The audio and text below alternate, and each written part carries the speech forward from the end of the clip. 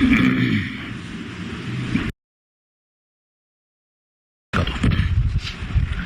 لله وحده والصلاة والسلام على من لا نبي بعده أما بعد فأعوذ بالله من الشيطان الرجيم بسم الله الرحمن الرحيم والذين كفروا بآيات الله ولقائه أولئك يئسوا من رحمتي وأولئك لهم عذاب أليم فما كان جواب قومه إلا أن قالوا اقتلوه أو حرقوه فأنجاه الله من النار إن في ذلك لآيات لقوم يؤمنون وقال إنما اتخذتم من دون الله أوثانا مودة بينكم في الحياة الدنيا ثم يوم القيامة يكفر بعضكم ببعض ويلعن بعضكم بعضا ومأواكم النار وما لكم من ناصرين إلى آخر الآية. صدق الله العلي العظيم وصدق رسوله النبي الكريم ونحن على ذلك من الشاهدين والشاكرين. اللهم ألهمنا رشدنا وأعذنا من شرور أنفسنا. اللهم وفقنا لما تحب وترضى من القول والفعل والنية. رب اشرح لي صدري ويسر لي أمري واحلل عقدة من لساني يفقهوا قولي. آمين يا رب العالمين. محترم حضرات، معزز سامعین، محترم خواتین، میری ماں اور بہنوں، میرے بھائیوں، تلاوت کی ہوئی آیتیں سورہ عنکبوت 20واں پارہ آیت نمبر 22 تک بات ہو چکی تھی. آیت نمبر 23 سے لے کر 44 تک ممکن ہے 2 رکوع آج گفتگو کا عنوان ہو، کیونکہ بیان شدہ واقعات زیادہ آ رہے ہیں. یہ تبصرہ چل رہا تھا انبیاء کرام نے امتوں سے جو بات کہی وہ بات آپ سن چکے ہیں گزشتہ. اس کا آخری حصہ یہ تھا کہ جنہوں نے کفر کیا اور اللہ کی آیتوں کا انکار کیا اور اللہ کی ملاقات سے وہ مایوس ہے، یعنی اللہ سے ملاقات کی ان کو کوئی امید نہیں، تو ایسے لوگ ہیں جو میری رحمت سے مایوس ہیں اور نا امید ہیں، ان کے لیے المناک عذاب ہے. دنیا میں جن کو اللہ سے ملاقات کی امید ہے وہ یقیناً اس ملاقات کو اچھا بنانے کے لیے اللہ سے ملتے وقت اچھے ماحول کے لیے اللہ کو راضی کرنے کی فکر میں. لیکن جن کو اللہ کی ملاقات کا یقین ہی نہیں ہے، جو اللہ کی ملاقات کے بارے میں یقین تو کیا گمان بھی ان کو نہیں ہے بلکہ وہ صرف سے ممکن ہے، بھلا وہ اپنے عمل سے اللہ کو راضی کرنے والے عمل کیسے کریں گے، کس طرح سے وہ قریب ہوں گے. یہ مضمون تھا یہاں سے انبیاء کرام کی بات کا آخری حصہ یہ تھا کہ جو لوگ منکر ہوئے اللہ کی آیتوں سے اور اللہ کی ملاقات اور ملنے سے وہ مایوس ہو گئے اللہ میری رحمت سے، اور وہی لوگ ہیں کہ ان کے لیے المناک عذاب ہے. اب یہاں سے قوموں کا جواب شروع ہوتا ہے. یہ تذکرہ چل رہا تھا حضرت ابراہیم علیہ السلام کا، انہوں نے قوم کو تقریر کر دیا جو گزشتہ آپ سن چکے ہیں. اب قوم کا جواب میں کہتی ہے فما کان جواب قومی، جواب اردو میں استعمال ہے وہ یہاں بھی فما کانا جواب قومی، بس کچھ نہ تھا ان کی قوم کا جواب سوائے اس کے. فما کانا بس نہیں تھا جواب قومی ان کی قوم کا جواب، الا ان قالوا مگر یہ کہ ان لوگوں نے کہا اقتلوه ان کو قتل کر ڈالو، او حرقوه یا ان کو آگ میں جلا ڈالو. کس کو؟ حضرت ابراہیم علیہ السلام کو. پہلے تو قتل کر ڈالو یا آگ میں جلا ڈالو، یہ ان کا پروگرام تھا. تفصیل سورہ صافات میں آ چکی ہے کہ ان لوگوں نے آگ میں ڈالا. فانجاه الله من النار، اللہ نے ان کو آگ سے بچا لیا. جب تک آگ میں رہے آگ نے ان کو گلزار بن کر ان کے لیے ضیافت کیا اور کبھی ان کو محسوس نہ ہوا کہ وہ تکلیف میں. بلکہ بعض روایتوں میں جب ان سے پوچھا گیا کہ دنیا میں سب سے عمدہ دن کون سے گزرے تو فرمایا جو آگ میں گزرے، کیونکہ ضیافت میں تھے وہ اللہ کی. ان فی ذلک لآیات، بے شک اس واقعے میں نشانیاں ہیں، بہت بڑی بڑی نشانیاں، لقوم یؤمنون ان کے لیے جو ایسی قوم ہیں جن میں یقین ہے. یقین کرنے والے لوگوں کے لیے نشانی موجود ہے کہ آگ میں زندہ بسلامت واپس آنے والا بھلا کوئی دنیا کا امکان ہے؟ آگ سے کس کی دوستی ہو سکتی ہے؟ لیکن اللہ نے آگ سے زندہ ان کو بحال کیا. اور یہی معجزہ دیکھ کر ان کے چچازاد بھائی جن کو بھتیجے کہتے ہیں، چچا کے بیٹے بھتیجے، بعض لوگوں نے بھانجا بھی کہا ہے لیکن حقیقت یہی ہے کہ وہ بھتیجے ہی ہیں. حضرت لوط علیہ السلام اس آگ سے نکلنے کے بعد اس معجزے کو دیکھ کر سب سے پہلے اسلام لانے والے وہی ہیں. اور ساتھ میں حضرت ابراہیم کی بیوی سارہ جو آپ کے چچا کی بیٹی تھی، چچازاد بہن بھی تھی، یہ نکاح میں تھی، یہ ایمان لانے والی تھی. یہ دونوں مل کر آگ سے باہر جانے کے بعد اب یہاں سے نکل جانے کا حکم لے کر چل پڑے. آگے تو اس کا آتا ہے 2-3 آیتوں کے بعد یہ جملہ شروع ہو رہا ہے. درمیان میں ابراہیم علیہ السلام نے ان قوموں کو سمجھانے کے لیے کہ تم جس کی بندگی کرتے ہو ان کا کیا حال ہے سنو. وقال اور بولے ابراہیم انما اتخذتم من دون اللہ اوثان، اس کے سوا کچھ نہیں کہ تم جن کی پرستش کرتے ہو، جن کی بندگی کرتے ہو اللہ کے علاوہ، وہ کیا ہے؟ اوثان ہے. اوثان جمع ہے وثن کی واو سے نون، اس کے معنی بت کہتے ہیں. یہ بت ہیں، بتوں کو کون بناتا ہے؟ تم بناتے ہو. ان بتوں کی بندگی تم کرتے ہو، آپس میں محبت کرتے ہو. مودت بینکم، آپس کی دوستی کر کے. مودت محبت کے معنی میں ہے، اور بینکم معنی آپس کے درمیان. یعنی یہ لوگ جتنے بھی بت پرستی کرنے والے تھے یہ آپس میں محبت کر کر کے پرستش کر رہے ہیں. لیکن یہ کب ہے؟ فی الحیات دنیا، دنیا کی حیات میں. بس بت پرست آپس میں محبت کر رہے ہیں بتوں کی پرستش کرنے کے سلسلے میں. لیکن جیسے اس دنیا سے باہر جائیں گے ثم پھر یوم القیامت یکفر بعضکم ببعض، پھر قیامت کے دن منکر ہو جائیں گے ان میں سے بعض سے، یعنی آپس میں دشمنی شروع ہو جائے گی. تیری خاطر میں نے کیا، وہ کہے گا تیری خاطر میں نے کیا. بھلا ان بتوں کو میں نے خود بنایا، ان کی پرستش کیوں کیا؟ تیری خاطر کیا. وہ کہے گا تیری خاطر کیا. آپس میں دوسرے کو لڑیں گے اور لڑائی ختم کہاں ہوگی؟ فرمایا وَيَلْعَنُ بَعْضُكُمْ بَعْضًا، لعنت کریں گے ایک دوسرے پر، بعض ان میں سے بعض پر لعنت کریں گے. لعنت کے معنی پھٹکار، یہ آخری لفظ ہے قرآن کریم میں. شدت کے غصہ کو ظاہر کرنے کے لیے 2 ہی لفظ آتا ہے، ایک تو لعنت اور ایک غضب. لعنت کریں گے یعنی تم پر خدا کی لعنت ہو، پھٹکار ہو، تم پر کوئی رحمت نہ ہو، یعنی تم عذاب میں رہو، یہ ہے اصل میں لعنت. ومأواکم النار، لیکن نتیجے میں تم سب کا ٹھکانہ جہنم ہے. تم چاہے آپس میں لڑو یا نہ لڑو، لعنت کرو یا نہ کرو، مقام لعنت دونوں کا جہنم ہے. جو خاموش رہے وہ بھی، جو خاموش نہ رہے وہ بھی. وما لکم من ناصرین، اور تمہارا کوئی نصرت کرنے والا، مدد کرنے والا نہیں ہے کہ تم کو جہنم سے بچا لے، یا ان بتوں کی پرستش کی پاداش میں جو شرک ثابت ہو چکا ہے، جس کی سزا ملنے والی ہے، تم کو اس سے نجات دلا دے. تمہارا کوئی نصرت کرنے والا نہیں.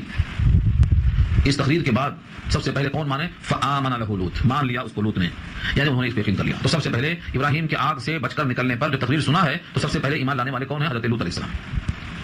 وقال انی مہاجر الی ربی، اور بولا میں وطن چھوڑتا ہوں اپنے رب کی طرف، وقال اور بولا انی بے شک میں مہاجر وطن چھوڑتا ہوں الی ربی اپنے رب کی طرف، یعنی جہاں رب کی طرف برستش کرنے میں کوئی رکاوٹ نہ ہو میں وہاں چلا جاؤں گا۔ فقہاء نے لکھا ہے کہ ہاں انی مہاجرون سے مراد دو میں سے ایک، یا تو ابراہیم یا تو لوط۔ کچھ لوگوں نے کہا اس سے مراد لوط علیہ السلام ہے کہ وہ ایمان لے آئے اور ہجرت پر تیار ہو گئے، لیکن راجح قول نقل کیا ہے شارحین نے کہ اس سے مراد ابراہیم ہی ہے، کیونکہ انہی کی تقریر اوپر سے آ رہی ہے اور آگے بھی انہی کا ذکر چلتا ہے، تو سیاق و سباق کے لحاظ سے انی مہاجرون کا قائل کون ہے؟ ابراہیم علیہ السلام۔ اور ابراہیم نے کہا کہ میں ہجرت کرنے والا ہوں اپنے رب کی طرف، انہ هو العزیز الحکیم، بے شک وہ غالب ہے، غلبے والا ہے اور حکمتوں والا ہے، زبردست حکمتوں والا ہے۔ تو حضرت ابراہیم وہاں سے نکلتے ہیں، یہاں پر ہجرت میں نہ بیوی کا ذکر ہے اور نہ لوط کا ذکر ہے، لیکن ان دونوں کو لے کر نکلتے ہیں، ساتھ یہی تھے۔ حضرت لوط ایک مقام لکھا ہے ان کا، جیسے کوفہ ہے، کوفہ ایسے ایک گاؤں کا نام ہے کوفہ، سے الف فا الف کوفہ، تو وہاں ان کی پیدائش ہے اور وہ چھوٹا سا گاؤں کوفہ میں ہے، وہاں سے لوگ نکلے اور نکل کر چلتے ہیں ملک شام کی طرف، کیونکہ وہاں پر کوئی رکاوٹ نہیں ہوگی۔ اللہ تعالیٰ فرماتے ہیں کہ ہم نے ان کو اپنے پاس سے گفٹ دیا، تحفہ دیا، ہدیہ دیا، ووہبنا لہ اسحاق دیا، وہ یعقوب اور یعقوب دیا، یعنی اسحاق تو بیٹے ہیں اور یعقوب پوتے ہیں اور یوسف پر پوتے ہیں، یہ ہم نے دیا ان کو، 4 نسلوں میں نبوت دیا، یوسف ابن یعقوب ابن اسحاق ابن ابراہیم، جو 4 پشتے نبی ہیں اللہ نے عطا فرمایا، اور ہم نے دیا ان کو اسحاق اور یعقوب، اور وضاحت ویسا پڑھنا چکی ہے ان مراد اسحاق یعقوب، پہلے اسحاق کی بشارت دیا پھر یعقوب کی دیا، وجعلنا فی ذریتہ النبوۃ، اور رکھ دیا ہم نے ان کی اولاد میں نبوت کو، اشارہ کر دیا ابراہیم کی اولاد اسحاق ان میں نبوت، اسحاق کی اولاد یعقوب ان میں نبوت، یعقوب کی اولاد یوسف ان میں نبوت، یوسف کے خاندان حضرت موسیٰ ان میں نبوت، تو نبوت کی نبوت دے دیا ہم نے، ان کے خاندان میں نبوتوں کا دیا، یہ بہت بڑے اللہ کی عطا ہے۔ آگے فرمایا والکتاب، اور کتاب بھی دیا، وآتیناہ اجرہ فی الدنیا، اور دنیا میں ہم نے دیا ان کو ان کا اجر۔ اس آیت سے استدلال کیا ہے شارحین نے، لوگ کہتے ہیں کہ نیکیوں کا صلہ صرف آخرت ہی میں ملتا ہے، مگر یہاں اللہ فرماتے ہیں ابراہیم کو ان کا اجر دنیا میں ہی ہم نے دے دیا، کوئی نہ سمجھے کہ دنیا میں مل گیا بدلہ تو وہاں نہیں ملے گا، ایسا نہیں ہے۔ وہ جو سورہ احقاف پارہ 26 کی آیت سے استدلال کرتے ہیں بعض لوگ کہ تم کو دنیا میں ہم نے دے دیا اب آخرت میں نہیں ملے گا، وہ کن کے لیے ہے، یہ کس کے لیے ہے، یہ فرق کرنا پڑے گا۔ سورہ احقاف میں کہا ہے واستمتعتم فی الحیات الدنیا، تم نے دنیا کی حیات میں مزہ اڑا لیا ہے، اب تمہارے واسطے آخرت میں کچھ نہیں ہے، وہ کافر لوگ ہیں۔ اور یہاں جن کو دنیا میں بھی اجر دیا اور آخرت میں بھی وہ صالحین میں سے ہیں، وہ ابراہیم ہے، نیک اور صالح آدمی کو اللہ یہاں بھی دیتے وہاں بھی دیتے، اس لیے ربنا آتنا فی الدنیا، دونوں دعاؤں میں تذکرہ کیا، دنیا میں بھی دے بھائی اور آخرت میں دے بھائی، تو مومن کے لیے اللہ نے دنیا میں بھی آخرت میں بھی اجر رکھا ہے۔ شارحین نے کہا ہے کہ بعض اعمال صالحہ ایسے ہیں کہ ان کا صلہ یہاں بھی ملتا وہاں بھی ملتا، تو وہ یہ نہ سمجھے کہ اگر یہاں بدلہ کسی نے لے لیا تو وہاں بدلہ نہیں ملے گا، یہاں اس کا کچھ معاوضہ محنتانہ لے لیا تو وہاں نہیں ملے گا، یہ تصور باطل ہے۔ ابراہیم کے خلوص پر، ابراہیم کی الہیت پر اور ابراہیم کی محبت و عظمت پر جو اللہ سے ان کو حاصل تھی، اس خلت پر اللہ نے یہاں بھی دیا اور وہاں بھی دیا۔ دیکھو لفظوں کو فرمایا وآتیناہ اجرہ فی الدنیا، اور دے دیا ہم نے ان کا اجر، ان کا بدلہ دنیا میں، وانہ فی الآخرۃ لمن الصالحین، اور بے شک وہ آخرت میں البتہ ہوں گے نیکوں میں سے، صالحین میں سے ہوں گے۔ تو صالحین میں سے جب ہوں گے تو جنت میں کون جائے گا؟ صالحین جائیں گے۔ سورہ میں اللہ نے کہا فادخلوا فی عبادی وادخلوا جنتی، میرے بندوں میں آ جاؤ پھر جنت پہنچ جاؤ۔ تو خلاصہ کلام یہ نکلا کہ بعض نیکیوں کا ثمرہ دنیا میں بھی ملتا ہے آخرت میں بھی ملتا ہے۔ دنیا میں اللہ نے ان کو کیا اجر دیا؟ محبوبیت کا، مقبولیت کا۔ مسلمان کہتے ہیں ہم ابراہیم کے نقش قدم پر، یہودی کہتے ہیں ہم ابراہیمی ہیں، عیسائی کہتے ہیں ہم ابراہیمی ہیں، مکے والے مشرکین کہتے ہیں ہم ابراہیمی ہیں۔ دنیا کا ہر گروہ ابراہیم سے منسوب کرنے کو فخر محسوس کرتا ہے، تو کیوں؟ یہ مقبولیت اللہ کی طرف سے، ہر ایک طبقہ چاہتا ہے کہ ہم جوڑیں اپنے آپ کو، یہ مقبولیت اور محبوبیت اللہ نے دنیا میں دیا، تو دنیا میں بھی اور آخرت میں بھی، دونوں جہان میں ہم کو دے رکھا ہے۔ یہی سے بات معلوم ہوئی کہ اللہ تعالیٰ جب بندے سے راضی ہو جاتے ہیں تو ان کا اجر دنیا میں بھی دیتے ہیں اور آخرت میں بھی دیتے ہیں، دنیا میں دینے سے وہاں کی نفی نہیں ہوتی۔ اب یہاں سے دوسرا تذکرہ شروع ہوتا ہے کہ ہم نے لوط علیہ السلام کے پاس جو پیغام بھیجا تو انہوں نے اپنی قوم کو دعوت دی تھی، چند لمحوں میں یہ بات آپ کے سامنے آ رہی ہے، چونکہ یہ تذکرہ پیچھے تفصیل آ چکا ہے، سورہ اعراف میں وضاحت آ چکی ہے، اس واقعے کو جو بیان کر چکے ہیں، بیان شدہ واقعے کی طرف سے یہاں اشارہ موجود ہے، اس اشارے میں چند باتیں لگی ہیں تاکہ بات سمجھ میں آ جائے۔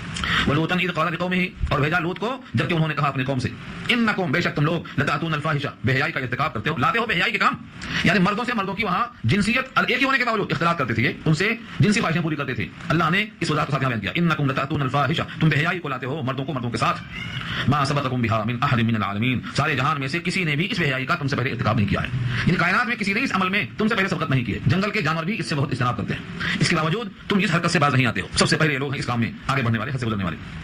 اب اسی بے حیائی کو اللہ اور واضح کرتے ہیں، فإنکم، کیا تم لوگ، لتأتون الرجال، آتے ہو مردوں کے پاس یعنی خواہشیں پوری کرنے کے لیے، وتقطعون السبیل، اور راستہ منقطع کر دیتے ہو، مطلب ڈکیتی کرتے ہو، راہ کو مارتے ہو، مراد کیا ہے؟ راستہ قطع کرتے ہو، راستہ قطع کرنا مسافروں کو لوٹ لینا، راہزنی کرنا، ڈکیتی کرنا، لوگوں کے جانے آنے پر ان کو تنگ کرنا، جب راستہ غیر محفوظ ہو جاتا ہے تو لوگ نہیں آتے ہیں، یہ ہے قطع السبیل۔ اس وجہ سے کہا ہے ان کی دو خرابیاں ظاہر کی، ایک تو خرابی یہ ہے کہ مردوں سے خواہش پوری کرتے، نمبر 2 راستے کو غیر محفوظ کر دیتے، ڈکیتی کرتے، مال لوٹ لیتے، پتھراؤ کرتے، اور نمبر 3 وتأتون فی نادیکم المنکر، اور لاتے ہو تم اپنی محفلوں میں منکر کو، منکر مانے نکیر والی شے جس پر اعتراض کیا جائے، اور نادی کے مانے محفل، اپنی اپنی محفلوں میں تم برے کام لاتے ہو۔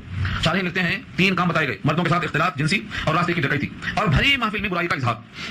تو محفل میں برائی یا تو کسی قسم کی برائی ہو کھلے عام کرنا اپنی محفلوں میں، یہ بطور فخر کے کرتے تھے، جیسے آج کل بڑے بڑے فساق و فجار جب آپس میں بیٹھتے ہیں تو اپنی برائیوں کو بطور کارنامے کے بیان کرتے ہیں، ہم نے یہ کیا تو ہم نے وہ کیا، اس طریقے سے یہ اپنی محفل میں برائی کا ارتکاب کرتے تھے اور اس کو بیان کرتے تھے۔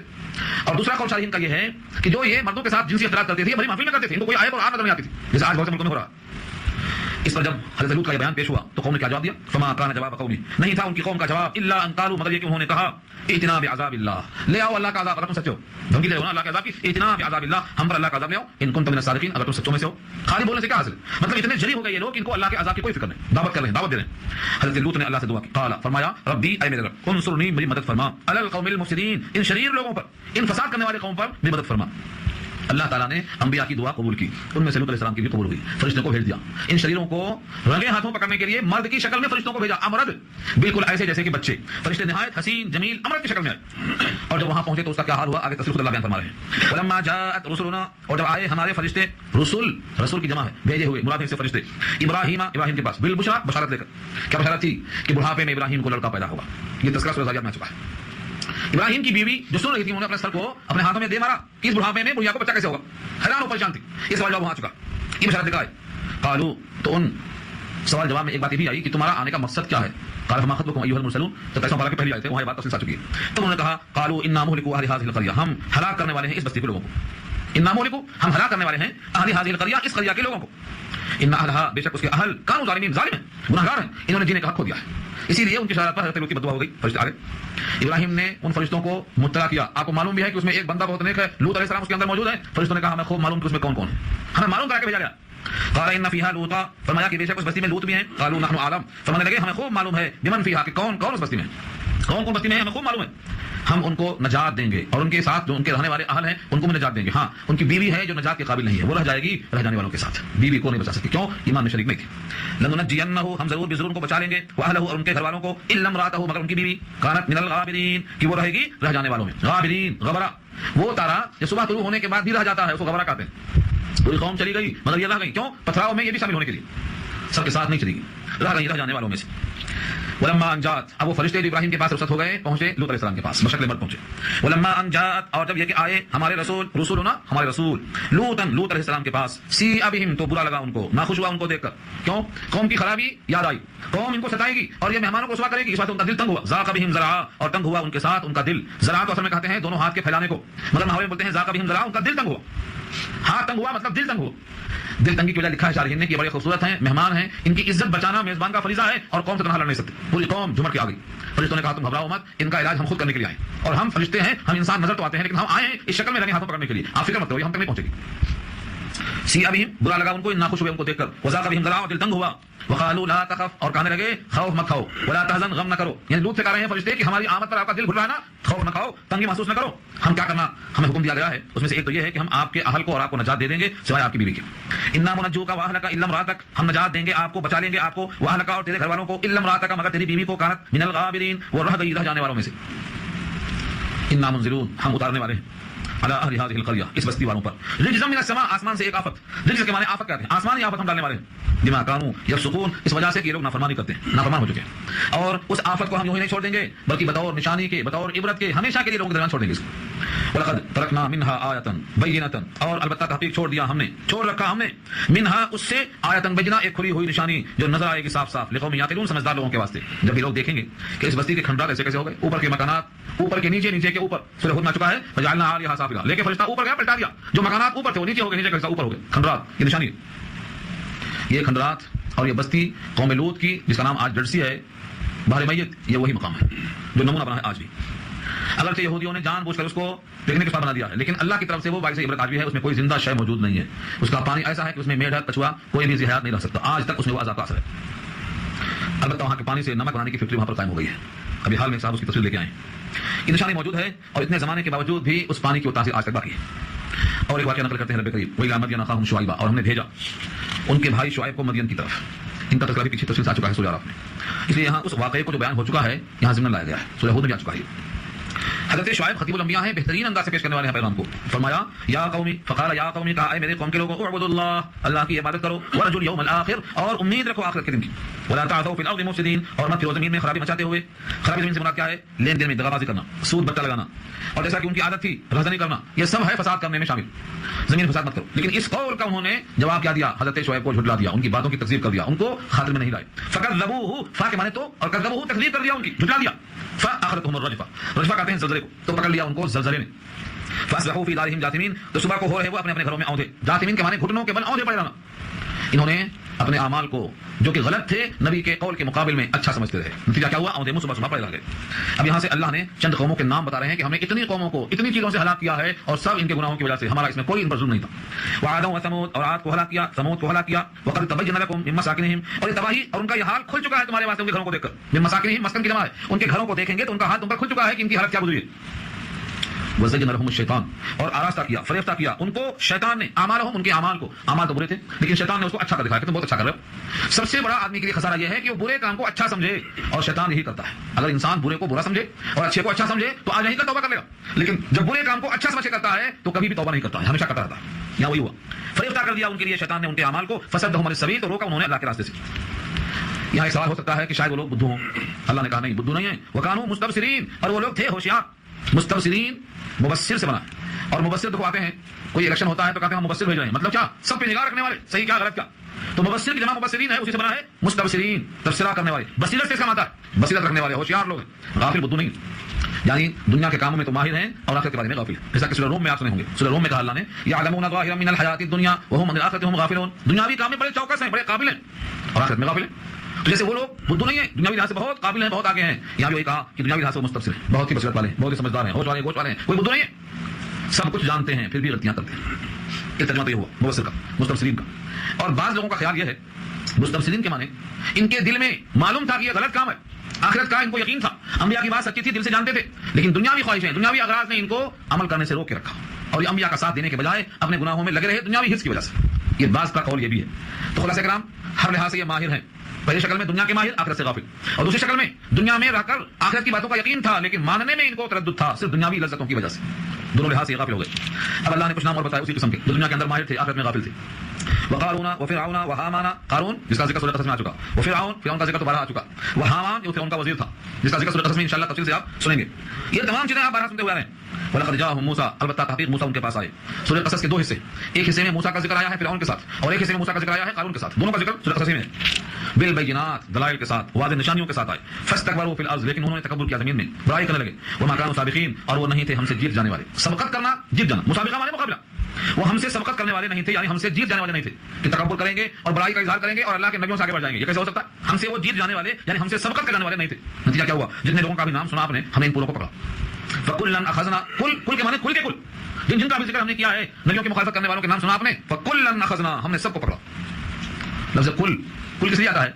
ہر فرد کو اطلاق کرنے میں، ہر فرد کو شامل کرنے میں لفظ کل آتا ہے. سب کو پکڑا، کسی کو چھوڑا نہیں ہم نے.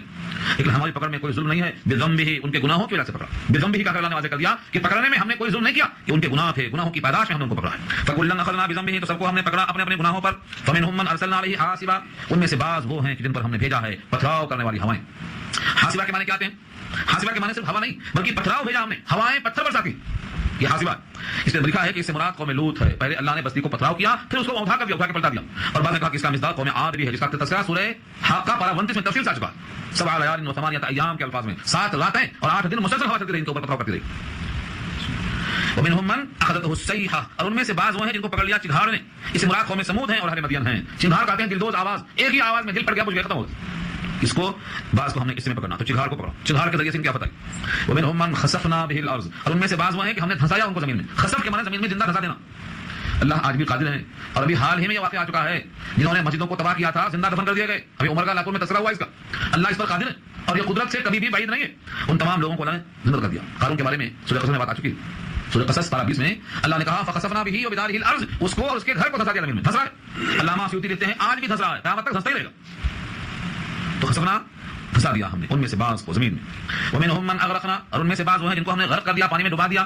پانی میں ڈبانے کا تذکرہ کیا، اس سے مراد فرعون، حامان، اور آپ نے سنا ہوگا قوم نوح کا بھی ذکر کیا ہے. قریب میں دیکھا جائے تو یہ تذکرہ ہو جائے گا فرعون اور حامان کا، اور دور دیکھا جائے تو حضرت نوح کی قوم بھی غرق ہوئی ہے. اللہ نے ان تمام پر جو عذابوں کی اقسام کو بتایا، کوئی سن کر سمجھ سکتا ہے کہ رب العالمین ہو کر بندوں پر اتنا بڑا ظلم. اللہ فرماتے ہیں وما كان الله ليظلمهم، اور اللہ ایسے نہیں ہے کہ ان بندوں پر ظلم کریں، ولكن كانوا انفسهم يظلمون، لیکن وہ لوگ خود اپنے آپ پر ظلم کر رہے ہیں.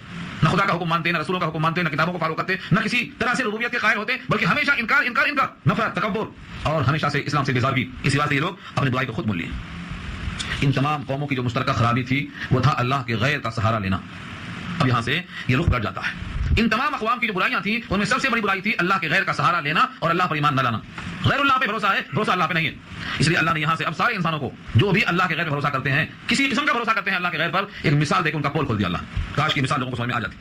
مثل الذین اتخذوا من دون اللہ اولیاء کمثل العنکبوت, مثال ان لوگوں کی جنہوں نے بنایا ہے اللہ کے علاوہ کو حمایتی اور دوست کا, مثل العنکبوت, جیسے مکڑی کی مثال, جیسے مکڑی کی مثال. اتخذت بیتا, مکڑی نے گھر بنایا, اتخذت بنا لیا, بیتن گھر کو. وَإِنَّ أَوْهَنَ الْبُيُوتِ, اور بے شک گھروں میں سب سے کمزور گھر, اوہن وہن سے بنا, وہن مانے کمزور, بودا فسفسا کمزور, اسی وہن سے اوہن کا سب سے زیادہ کمزور. إِنَّ أَوْهَنَ الْبُيُوتِ لَبَيْتُ الْعَنْكَبُوتِ, البتہ مکڑی کا گھر ہے. بہت سے جانور گھر بناتے ہیں لیکن ان میں سب سے زیادہ کمزور گھر کس کا ہے؟ تو مکڑی کا ہے. آپ اٹھا کر نگاہ دیکھیں گے تو پورے چھت پہ قبضہ ہے, معلوم ہوتا ہے سب اسی کا ہے, اور ایک ہاتھ لائے تو ختم. تو تارے عنکبوت مثال دی جاتی ہے, کسی قوم کی کمزوری کو تشبیہ دیتے ہیں تو تارے عنکبوت کہتے ہیں.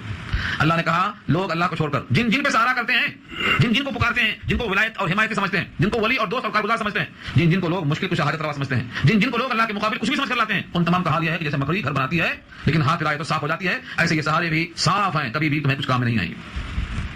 اللہ خود کہتے ہیں لو کانوا یعلمون, کاش لوگ جان لیتے. اور یہاں وقف لازم ہے, مثال دے کے اللہ رک گئے اور فرمایا کہ یہاں وقف لازم کا مطلب ٹھہر جاؤ, بات پوری ہو گئی. اب آگے نیا جملہ ہے لو کانوا یعلمون, کاش لوگ اس بات کو جان لیتے کہ اللہ کے غیر کا سہارا مکڑی کے جالے کی طرح کمزور ہے, بودا ہے, فسفسا ہے, نکما ہے. یہ سمجھایا ہے اللہ نے, مثال دے کے بتایا ہے. اب یہاں فقہی طور پر سوال پیدا ہوتا ہے کہ مکڑی کا جالا تو کمزور ہے, مگر اس جالے میں مکھیوں کو پھنساتی ہے, وہ شکار کرتی ہے وہ. اور مکڑی کا احترام کرنے کا ایک روایت لوگوں تک پہنچی ہے حضرت علی کے ذریعے سے, خطیب کی روایت ہے کہ نبی صلی اللہ علیہ وسلم غار ثور میں تھے تو ان کو بچانے کے لیے مکڑی نے جالا کر دیا تھا. وہ روایت سند کے اعتبار سے انتہائی کمزور ہے. یہ کون کہتا ہے کمزور؟ علامہ آلوسی اسی آیت کی تفسیر میں روح المعانی کے اندر لکھتے ہیں سند کمزور. پھر مکڑیاں دو قسم کی ہوتی ہیں, ایک مکڑیاں ہوتی ہیں جو زمین کے اندر سے نکلتی ہیں, یہ خطرناک ہوتی ہیں, مہلک ہوتی ہیں, اور ایک گھروں میں ہوتی ہیں جو جالا بنا کر رکھتی ہیں اپنے آپ کو. یہ مکڑیاں اگرچہ ظاہر نہیں ہوتی لیکن لکھا ہے کہ ان سے فخر گھر میں پیدا ہوتا ہے, فخر پیدا ہوتا ہے, محتاجی آتی ہے. اسی واسطے حدیث میں آتا ہے اپنے گھروں کو مکڑیوں کے جالوں سے صاف رکھو کیونکہ ان سے فخر و فاقہ آتا ہے. لیکن ان دونوں روایتوں کو سامنے رکھ کر لکھتے ہیں علامہ آلوسی کی دونوں کی روایت کمزور ہے, نہ یہ روایت مضبوط ہے نہ وہ روایت مضبوط ہے. البتہ دوسری روایتیں ملتی ہیں جن میں حکم ہے کہ صفائی رکھو, گھروں کی صفائی رکھو, اپنے گھروں کے صحن کی صفائی رکھو. صفائی تو بہت اہم چیز ہے, یہ روایت تو مضبوط ہے. لہٰذا صفائی رکھنے کے اعتبار سے دیکھا جائے تو بعد کی روایت قابل قبول ہے کہ گھر میں سے کسی بھی چیز کی صفائی کرنا ضروری ہے. البتہ مکڑیوں کو مارے بغیر صفائی ہو سکتی ہے تو زیادہ اچھا ہے. لیکن وہ روایت جس کی بنیاد پر مکڑی قابل اکرام قابل احترام ہے, وہ روایت کو علامہ آلوسی کہتے ہیں کہ بہت کمزور ہے. ان تمام مثالوں کو بیان کرنے کے بعد آخر بات سمٹ کر لائی جاتی ہے. اللہ تعالیٰ کے علم میں یہ بات ہے, لوگ جن جن کو پکارتے ہیں اس وقت بھی اللہ جانتے ہیں کہ یہ میرا بندہ مجھ کو چھوڑ کر میری ایک مخلوق کو پکار رہا ہے. کل قیامت میں کوئی بندہ نہیں بول سکتا ہے کہ میں آپ ہی کو پکار رہا تھا. اللہ کا علم ہے کہ یہ بندہ مجھ کو چھوڑ کر میری ایک مخلوق کو پکار رہا ہے. اللہ اس بندے کے پکارنے سے غافل نہیں. یہاں اسی کا ذکر کیا اللہ نے, ان اللہ یعلم, بے شک اللہ جانتے ہیں, ما یدعون من دونہ, جس کو لوگ پکارتے ہیں اس کے سوا, من شیء, کوئی بھی چیز ہو, کسی چیز کو پکارتے ہیں, اللہ کا علم ہے. حالانکہ وہ العزیز الحکیم, اللہ غلبے والے, حکمتوں والے. اور غلبے کا اور حکمت کا تقاضا یہ ہے کہ جب جس کا غلبہ ہے وہ تمہارے سامنے موجود ہے تو تم اس کی مخلوق کو, اس کی جو سامنے مغلوب ہے اس کو تم پکار کے کیا فائدہ حاصل کریں گے. وتلک الامثال, اور یہ مثالیں ہیں جن کو ہم بیان کرتے ہیں. وتلک الامثال, اور یہ مثالیں ہیں, نضربها, ہم ان کو بیان کرتے ہیں, بتلاتے ہیں, چسپاں کرتے ہیں, للناس, لوگوں کو سمجھانے کے لیے, وما يعقلها الا العالمون, حالانکہ ان کو سمجھتے وہی ہیں جو عالم ہیں. عالمون, عالم کی جمع ہے, یعنی جن کے اندر تعقل ہے وہی سمجھتے ہیں, سبھی مثالوں کو نہیں سمجھتے. قرآن کریم کہ ان آیتوں کو پڑھنے والے ہزاروں انسان ہوں گے لیکن سمجھنے والے کتنے ہیں؟ تعقل, سمجھ بوجھ. اس پر بہت ساری روایتیں ہیں. صحابہ کی نگاہ میں وہی شخص عالم ہوتا تھا جو قرآن کریم کے لفظوں کے ساتھ معنی کو بھی جانتا ہو اور اس کے تقاضوں کو پورا کرتا ہو اور اپنے عمل کے ذریعے سے اس بات کو ثابت کرتا ہو کہ اللہ ہر چیز کو جانتے ہیں اور یہ بندہ اللہ کو علیم اور بصیر اور خبیر سمجھ کر ہی زندگی گزارتا. زندگی گزارنے میں اللہ کے صفات کا پورا استحضار ہے. تو ایسے شخص کو عالم کہا جاتا ہے. جو اللہ سے ڈرتا نہ ہو, اپنے علم پر عمل کرتا نہ ہو, اس کو عالم نہیں کہا گیا شریعت کی نگاہ میں. تو تعقل کرنا اور مثالوں سے نصیحتوں کو حاصل کرنا یہ اصل حکمت ہے.